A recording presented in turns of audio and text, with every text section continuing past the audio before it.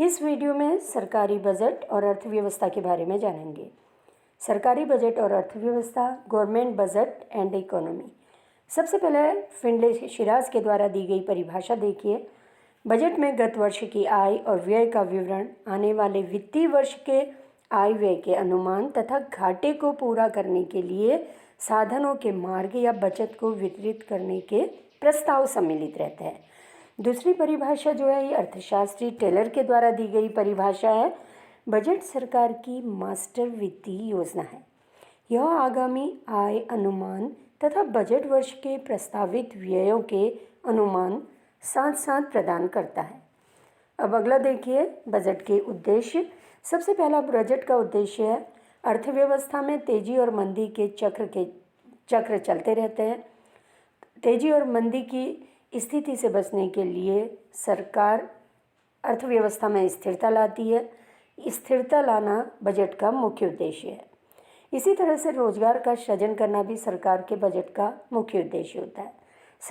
सरकार सार्वजनिक व्यय बढ़ाकर, सार्वजनिक व्यय से मतलब है जैसे सड़कों का निर्माण करके, पुल का निर्माण करके सरकार ये लोगों को रोजगार को बढ़ावा देती है, रोजगार का सृजन करती है। इसी तरह से बजट का मुख्य उद्देश्य अर्थव्यवस्था में आर्थिक विकास की गति को प्रोत्साहन देना है। बजट के माध्यम से ही सरकार संतुलित क्षेत्रीय विकास को बढ़ावा देती है। संतुलित क्षेत्रीय विकास से मतलब होता है पूरे देश का एक साथ विकास होना। ऐसा नहीं कि कोई क्षेत्र पिछड़ा रह जाए, कोई क्षेत्र आर्थिक रूप से बहुत विकास हो जाए किसी क्षेत्र का, तो बजट के माध्यम से सरकार संतुलित क्षेत्रीय विकास को बढ़ावा देती है। इसी तरह से अर्थव्यवस्था में आर्थिक विषमता में कमी करने में बजट महत्वपूर्ण भूमिका निभाता है। आर्थिक विषमता से मतलब हो गया है अमीरी और गरीबी के बीच की जो खाई होती है, तो बजट की महत्वपूर्ण भूमिका है इस खाई को दूर करना, अमीरी और गरीबी के बीच की खाई को दूर करना। जैसे सरकार करारोपण कर के माध्यम से ये आर्थिक विषमता में कमी लाती है। इसी तरह से बजट के माध्यम से ही सरकार सामाजिक कल्याण पर आधारित सार्वजनिक उपक्रमों की स्थापना करती है। तो ये बजट के मुख्य उद्देश्य हैं। बजट के संगठक, कंपोनेंट्स ऑफ बजट। कौन कौन से संगठक हैं बजट के? सबसे पहला है बजट प्राप्तियां और दूसरा है बजट व्यय। अब इसमें सबसे पहले देखेंगे बजट प्राप्तियां। इसमें सबसे पहला है राजस्व प्राप्तियां। सरकार को कहाँ कहाँ से प्राप्तियां राजस्व मिल रहा है। इसमें देखिए सबसे राजस्व प्राप्तियों में सरकार की राजस्व प्राप्तियां वे मौद्रिक प्राप्तियां हैं जिनमें दो विशेषताएं पाई जाती हैं। ये विशेषताएं कौन सी है?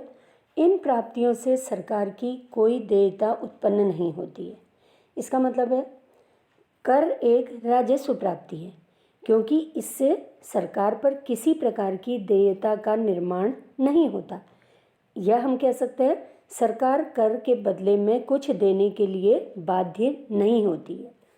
दूसरा है राजस्व प्राप्तियों से सरकार की परिसंपत्तियों में कोई कमी नहीं होती है। उदाहरण, जब सरकार सार्वजनिक उपक्रमों के शेयरों को बेचती है, उससे जो धनराशि मिलती है तो उसकी परिसंपत्तियों में कमी हो जाती है, इसलिए इन्हें राजस्व प्राप्तियां नहीं कहा जाता है। तो इस तरह से सरकार की राजस्व प्राप्तियां या मौद्रिक प्राप्तियां हैं, इनकी जो दो मुख्य विशेषताएं हैं, सबसे पहला हो गया इन प्राप्तियों से सरकार की कोई देयता उत्पन्न नहीं होती। दूसरा जो इसकी विशेषता है, राजस्व प्राप्तियों से सरकार की परिसंपत्तियों में कोई कमी नहीं होती है। अब देखिए राजस्व प्राप्ति के घटक या कंपोनेंट्स ऑफ रेवेन्यू रिसीट्स। सबसे पहला है इसमें कर प्राप्तियां। कर कौन कौन से हैं देखिए, आयकर, निगम कर, संपत्ति कर, उपहार कर, सीमा शुल्क, बिक्री कर, उत्पाद शुल्क और सेवा कर। तो इस तरह से ये जो राजस्व प्राप्ति के घटक है, इनमें सरकार टैक्स लगाती है या कर लगाती है, तो ये कर के अलग अलग प्रकार हैं। अलग अलग जैसे किसी पर आयकर लगता है, निगम कर है, संपत्ति कर है। तो ये अलग अलग कर हैं जिससे सरकार को राजस्व की प्राप्ति होती है। अब कुछ जो राजस्व प्राप्तियों में है कर के अलावा या गैर कर प्राप्तियां, इसमें है जैसे फीस, लाइसेंस एवं परमिट, दंड एवं जुर्माना, उपहार एवं अनुदान, जब्त संपत्ति और सार्वजनिक उपक्रमों से आय। तो इन सब से भी सरकार को राजस्व की प्राप्ति होती है। सार्वजनिक उपक्रमों से आय, इसमें सबसे पहले देखिए ये है कर की परिभाषा। कर की परिभाषा, कर क्या है? ये राजस्व प्राप्ति का एक बहुत बड़ा स्रोत है। सबसे पहले परिभाषा देखिए, अर्थशास्त्री प्रोफेसर डी मार्को के द्वारा दी गई परिभाषा। कर वह मूल्य है जो कि प्रत्येक नागरिक सरकार को सामान्य सार्वजनिक सेवाओं की लागत के बदले में जिसे वह उपभोग करेगा देता है, उसे कर कहते हैं। इसी तरह से प्रोफेसर ब्लूहलर के द्वारा दी गई परिभाषा है, कर एक अनिवार्य अंशदान है। यद्यपि इसका इच्छापूर्ण भुगतान भी किया जा सकता है, परंतु यह कानूनी अपराधों का दंड नहीं है। तो इस तरह से कर जो है एक अनिवार्य अंशदान है और सरकार की राजस्व प्राप्ति का एक बहुत बड़ा स्रोत है। आगे देखिए कर की क्या विशेषताएं हैं। कर एक अनिवार्य भुगतान है, इसे देना आवश्यक है। कर के प्राप्त आय का उपयोग सामान्य कल्याण के लिए किया जाता है। कर से जो सरकार को आय प्राप्त होती है, राजस्व प्राप्त होता है, इस राजस्व से सामान्य कल्याण, सार्वजनिक कल्याण किया जाता है। कर देना व्यक्ति का निजी कर्तव्य माना जाता है। इसी तरह से अगली विशेषता है, करारोपण वैधानिक सत्ता पर आधारित और निर्धारित होता है। कर का भुगतान आय के द्वारा ही किया जाता है। सरकार करदाता को बदले में कोई विशेष लाभ प्रदान नहीं करती है।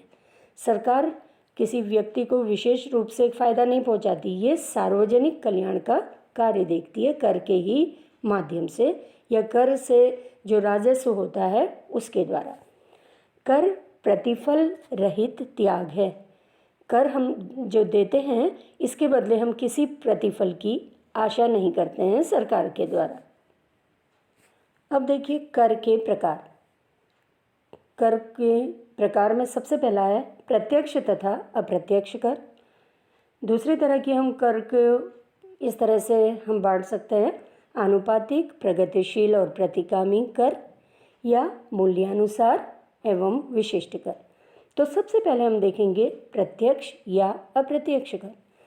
प्रत्यक्ष कर नाम से ही पता चल रहा है, ऐसा कर जिसे उसी व्यक्ति को देना होता है जिस पर कर लगाया जाता है। तो इसको देखिए प्रत्यक्ष कर क्या है? ऐसा कर जो जिस व्यक्ति पर लगाया जाता है वह व्यक्ति ही उसका बोझ उठाता है। इस कर को टाला नहीं जा सकता, न ही इसका भार आंशिक या पूर्ण रूप से किसी अन्य व्यक्ति को हस्तांतरित किया जाता है। यानी जिस व्यक्ति पर प्रत्यक्ष कर लगाया जाता है उसे खुद ही इसका भार वहन करना होता है। जैसे प्रत्यक्ष कर के उदाहरण है आयकर, संपत्ति कर और निगम कर, ये जो है प्रत्यक्ष कर के उदाहरण है। अब देखिए अप्रत्यक्ष कर क्या है?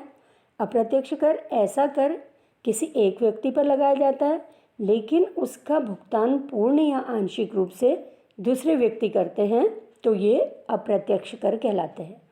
अप्रत्यक्ष कर के मुख्य उदाहरण हैं सीमा शुल्क, उत्पाद कर, बिक्री कर। ये ऐसे कर हैं जो लगाए तो किसी व्यक्ति पर जाते हैं लेकिन उसका भुगतान पूरी तरह से या आंशिक रूप से दूसरा व्यक्ति करता है, तो ऐसे कर को अप्रत्यक्ष कर कहते हैं। अगला जो करों के प्रकार है इसमें आनुपातिक, प्रगतिशील एवं प्रतिगामी कर है। तो सबसे पहले देखिए आनुपातिक कर क्या होता है? ऐसा कर जिसमें सभी आय स्तरों पर एक ही दर से कर लगाया जाता है। इस तरह आनुपातिक कर की दर निर्धन व्यक्तियों और धनी व्यक्तियों के लिए एक समान होती है। दूसरी तरह के जो कर होते हैं ये प्रगतिशील कर है। वह कर जिसकी दर आय बढ़ने के साथ बढ़ती जाती है। प्रगतिशील कर में कम आय स्तर पर कम दर से और अधिक आय स्तर पर अधिक दर से कर लगाया जाता है, या कह सकते हैं इसको अमीरों पर अधिक दर से कर लगाया जाता है जो प्रगतिशील कर होता है, और गरीबों पर कम दर से कर लगाया जाता है। तीसरा जो है ये है प्रतिगामी कर। ऐसे कर जिसका भार अमीरों की अपेक्षा गरीबों पर अधिक पड़ता है। जैसे जैसे कर योग्य आय बढ़ती जाती है, कर की दर कम होते जाती है, तो ये कर प्रतिगामी कर कहलाते हैं। अब अगला जो करों के प्रकार है इसमें है मूल्यानुसार एवं विशिष्ट कर।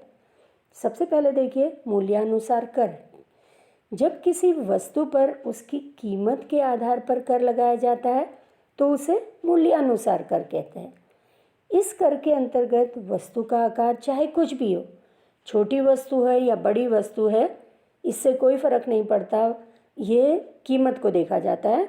तो ये जो कर होते हैं उसके मूल्य के अनुसार ही लगाए जाते हैं। तो फिर से देखिए मूल्यानुसार कर। जब किसी वस्तु पर उसकी कीमत के आधार पर कर लगाया जाता है तो उसे मूल्यानुसार कर कहते हैं। इस कर के अंतर्गत वस्तु का आकार चाहे कुछ भी हो, किंतु कर उसके मूल्य के अनुसार ही लगाया जाता है। दूसरी तरह का जो कर है यह है विशिष्ट कर। जब किसी वस्तु पर उसके वजन या आकार के अनुसार, उसके इकाई के आकार के अनुसार कर लगाया जाता है तो उसे विशिष्ट कर कहा जाता है। यहाँ पर वस्तु की कीमत नहीं देखी जाती है, यहाँ पर वस्तु का वजन और वस्तु का आकार देखा जाता है, जिस समय विशिष्ट कर लगाया जाता है। अब देखिए गैर कर प्राप्तियाँ। गैर कर प्राप्तियों में सबसे पहला जो है ये है फीस।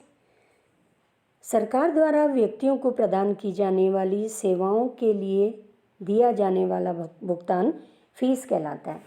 इसके उदाहरण हैं भूमि की रजिस्ट्रेशन फीस, जन्म और मृत्यु के रजिस्ट्रेशन की fees, court fees, passport fees, ये सब फीस के अंतर्गत ही आते हैं। अब फीस की क्या विशेषताएं होती हैं? फीस किसी ली गई सेवा के लिए दिया जाने वाला एक अनिवार्य भुगतान है। फीस भुगतान करने वाले को विशेष लाभ पहुंचाती है। इसमें सामान्य लाभ का उद्देश्य भी होता है। इसी तरह से फीस व्यापारिक सेवा का भुगतान नहीं है, बल्कि और राज्य द्वारा दी गई प्रशासन और न्याय संबंधी सेवाओं का भुगतान है।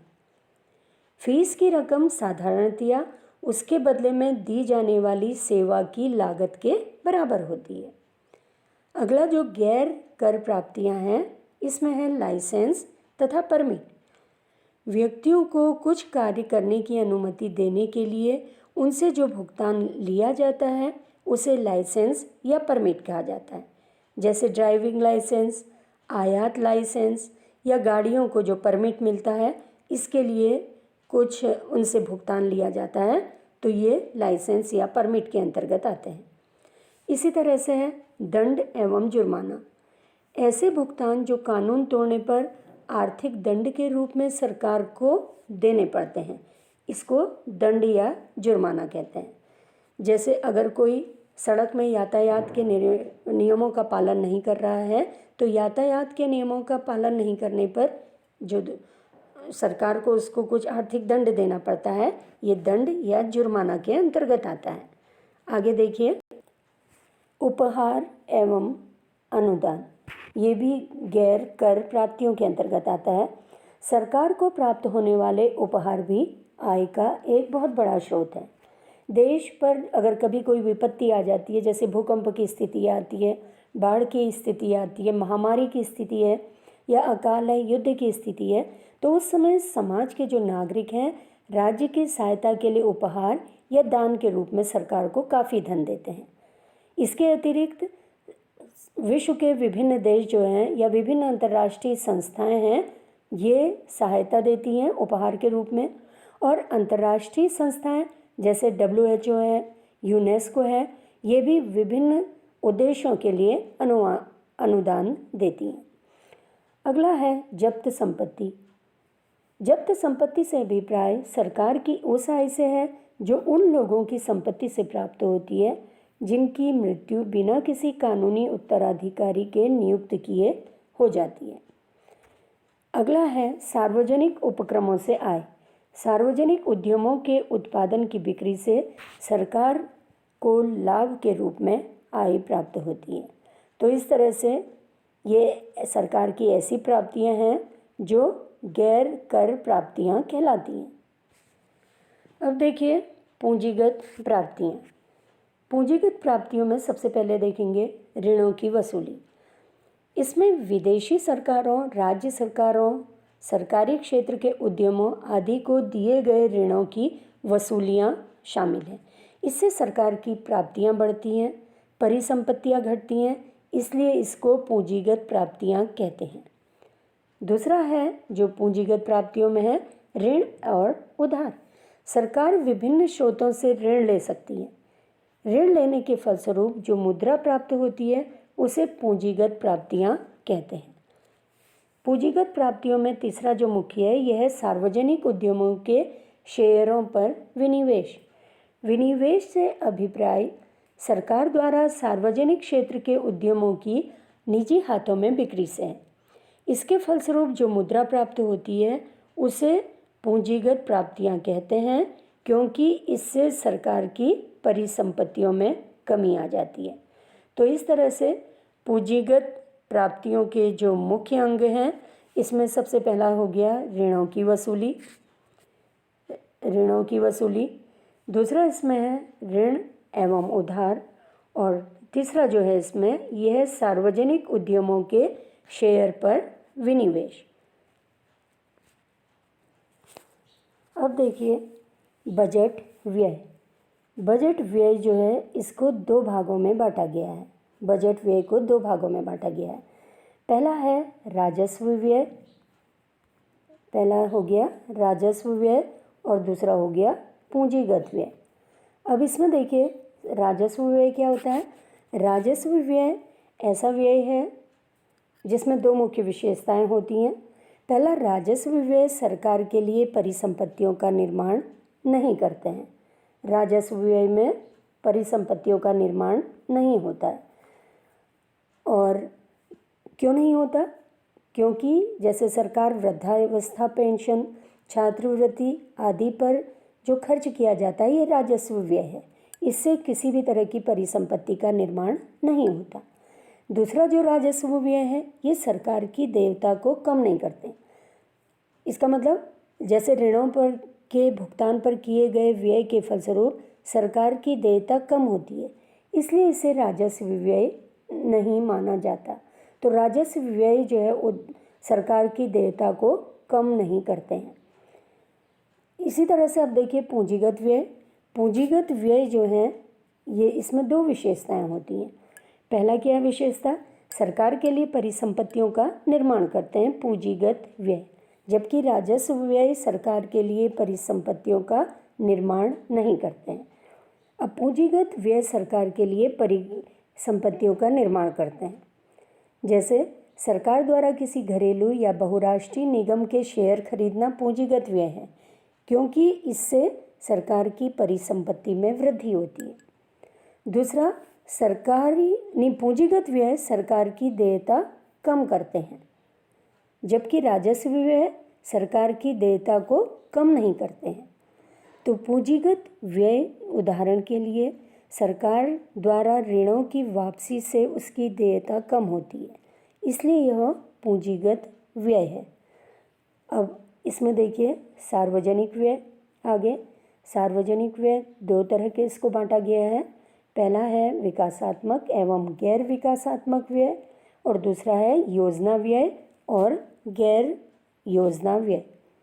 तो इस तरह से सार्वजनिक व्यय के जो मुख्य प्रकार हैं इसमें पहला है विकासात्मक और गैर विकासात्मक व्यय और दूसरा है योजना व्यय और गैर योजना व्यय।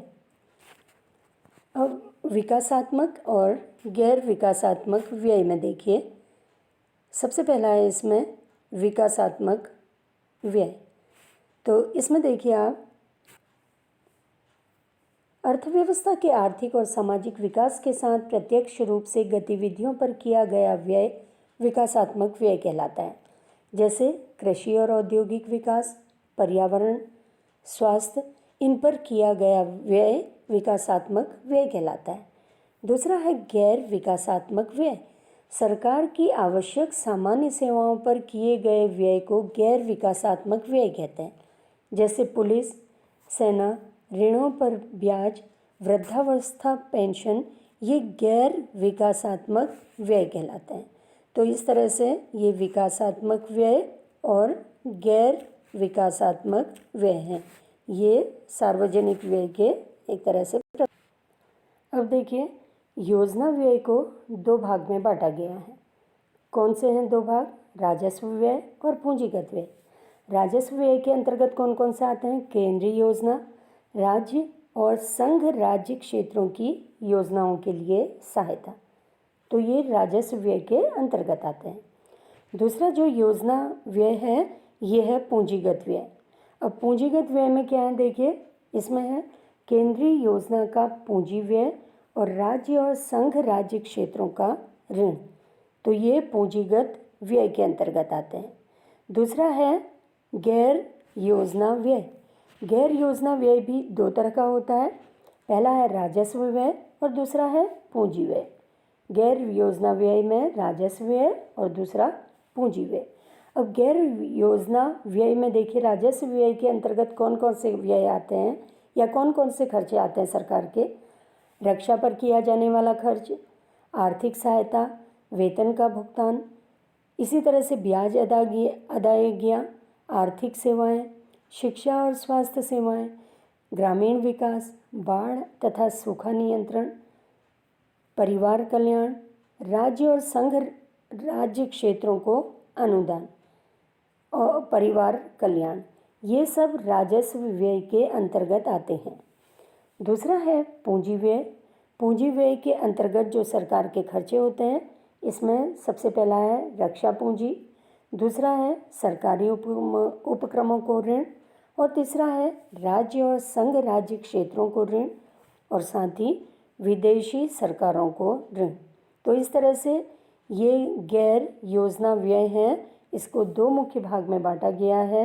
सबसे पहला हो गया राजस्व व्यय और दूसरा आ गया पूंजी व्यय। बजट के प्रकार। बजट मुख्यतः दो प्रकार का होता है। कौन कौन सा है? संतुलित बजट और असंतुलित बजट। संतुलित बजट और असंतुलित बजट। असंतुलित बजट को फिर से दो भाग में बांटा गया है। पहला है बचत का बजट और दूसरा है घाटे का बजट। तो सबसे पहले देखिए संतुलित बजट। संतुलित बजट में क्या होता है? सरकार की आय बराबर सरकार के व्यय। तो संतुलित बजट का आर्थिक क्रियाओं के स्तर पर कोई प्रभाव नहीं पड़ता। इसके कारण ना तो संकुचनकारी शक्तियाँ और ना ही विस्तारवादी शक्तियाँ काम कर पाती हैं, क्योंकि यहाँ पे संतुलित बजट जो होता है इसमें सरकार की आय सरकार के व्यय के बराबर होती है। मतलब सरकार को जितना मौद्रिक आय प्राप्त हो रही है, सरकार उतना ही खर्च कर रही है। ये जो बजट होता है ये संतुलित बजट होता है। अब दूसरे तरह का जो बजट है ये असंतुलित बजट है। इसमें भी दो तरह का होता है। पहला है बचत का बजट और दूसरा है घाटे का बजट। तो सबसे पहले देखिए बचत का बजट।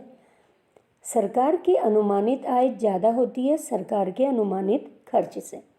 तो अगर सरकार की आय ज़्यादा है सरकार के अनुमानित खर्च से, तो ये बजट को कहते हैं बचत का बजट। बचत का बजट वह बजट है जिसमें सरकार की अनुमानित आय सरकार के अनुमानित व्यय से अधिक होती है। अब बचत का बजट जो है, देखिए, अर्थव्यवस्था में सामूहिक मांग के स्तर को घटाकर स्फीतिक अंतराल को कम करने में सहायक होता है।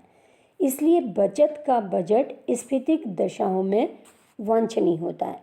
स्फीतिक दशाएं जिस समय होती हैं उस समय बचत का बजट जो होता है ये एक तरह से उचित होता है।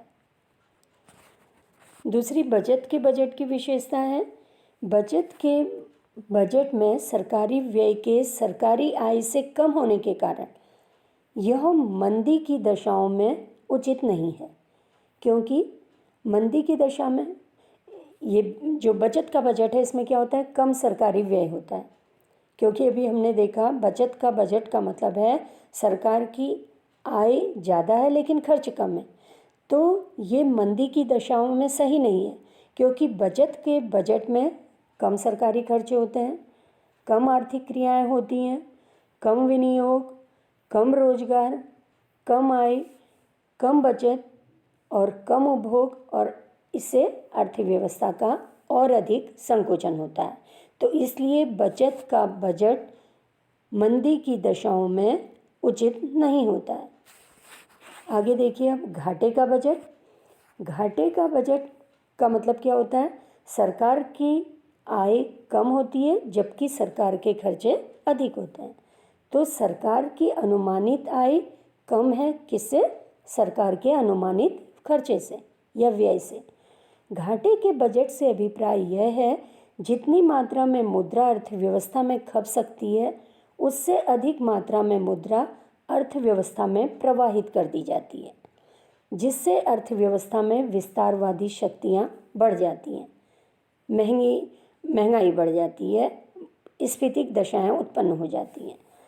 तो घाटे का बजट मंदी में सहायक होता है, क्योंकि घाटे का बजट जो होता है इससे क्या होता है? अधिक विनियोग होगा, अधिक आय मिलेगी लोगों को, इससे अधिक बचत और अधिक उपभोग होगा, अर्थव्यवस्था का विस्तार होगा, क्योंकि अधिक सरकारी खर्चे होते हैं। और जब सरकारी खर्च अधिक होंगे, सार्वजनिक व्यय अधिक होगा, अधिक रोजगार उत्पन्न होगा। तो इस तरह से जो घाटे का बजट है ये क्या है? अनुमानित आय सरकार की कम होती है सरकार के अनुमानित खर्चे से। आगे देखिए बजटीय घाटा। अब देखिए बजटीय घाटा क्या होता है? बजट घाटे का अभिप्राय उस स्थिति से है जिसमें सरकार का बजट व्यय सरकार की बजट प्राप्तियों से अधिक होता है। तो बजटीय घाटा बराबर कुल व्यय में से कुल आय को घटा देंगे तो बजटीय घाटा प्राप्त हो जाएगा।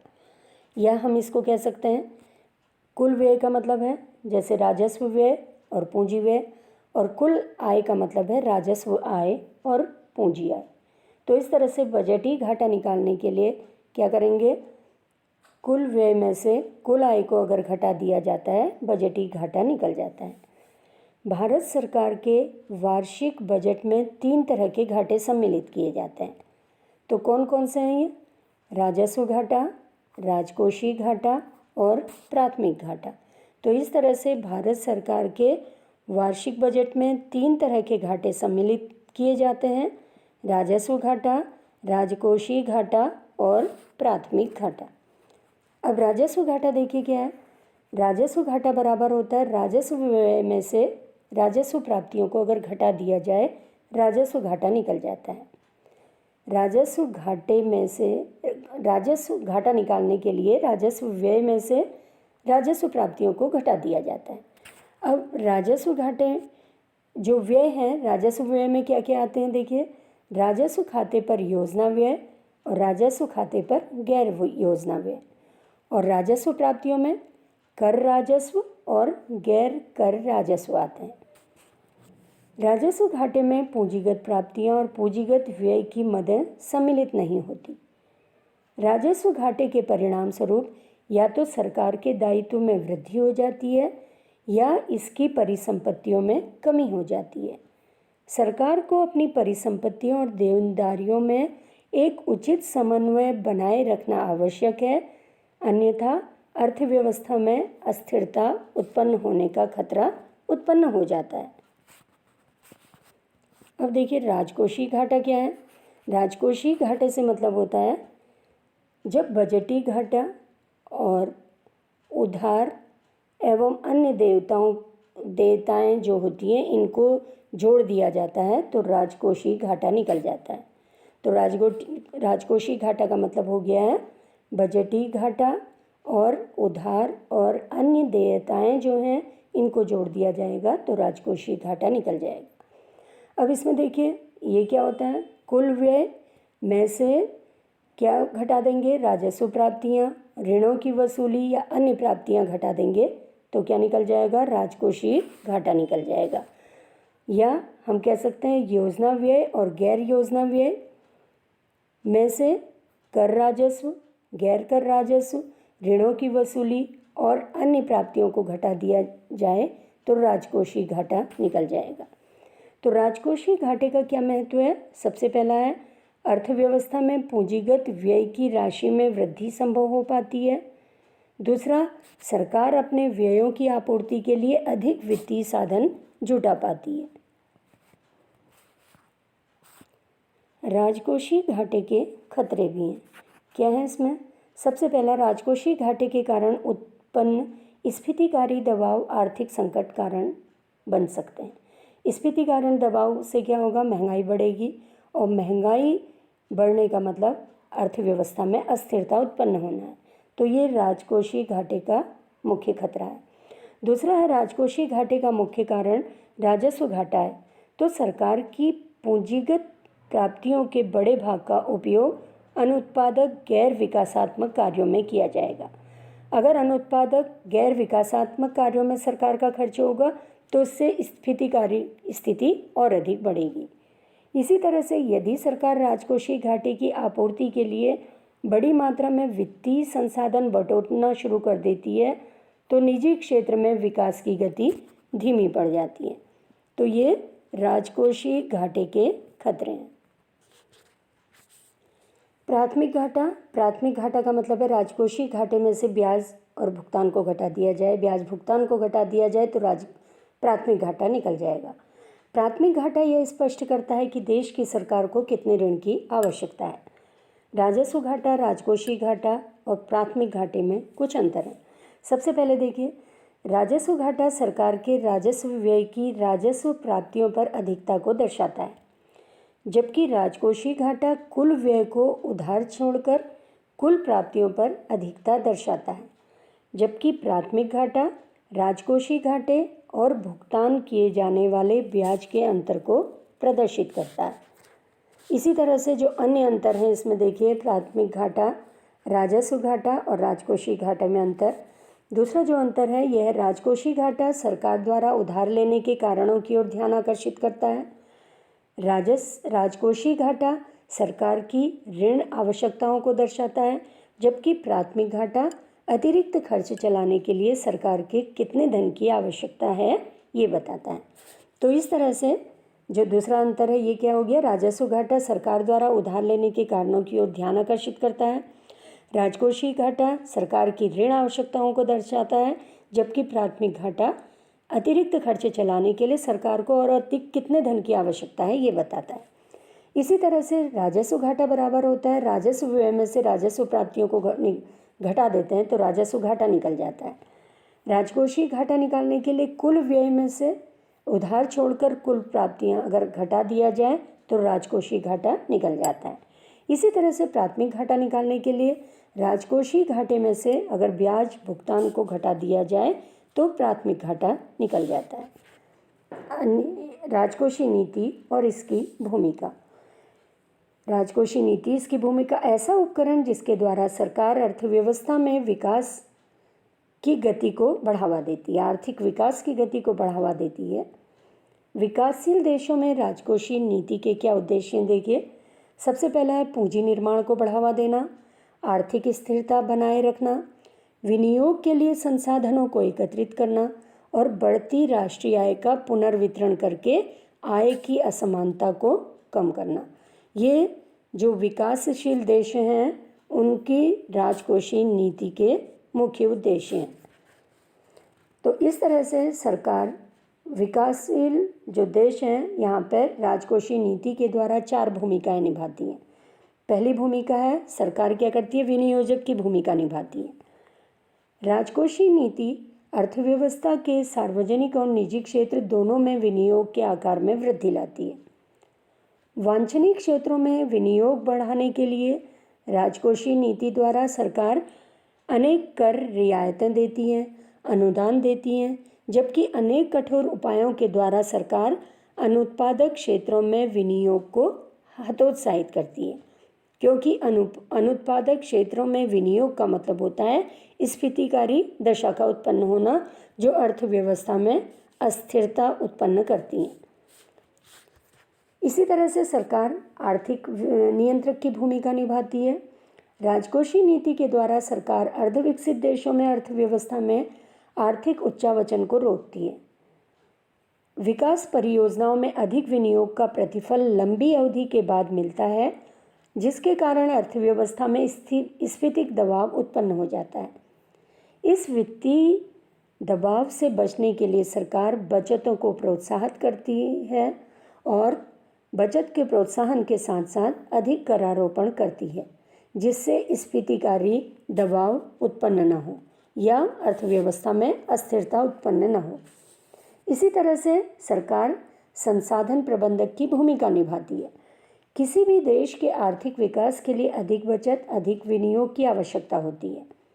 विकासशील देशों में क्योंकि बचत कम होती है, इसलिए विनियोग के लिए संसाधन को एकत्रित करना कठिन हो जाता है। घरेलू क्षेत्रों में विकास कार्यों के लिए वित्त एकत्रित करने के लिए सरकार बचतों को प्रोत्साहित करती है, करों की दरों में वृद्धि करती है, नए कर लगाती है, सार्वजनिक उपक्रमों के लाभ में वृद्धि करती है, साथ ही अन्य कठोर भौतिक नियंत्रण का सहारा लेती है। और ये जो अन्य भूमिका है सरकार की, यह है आय पुनर्वितरण की भूमिका।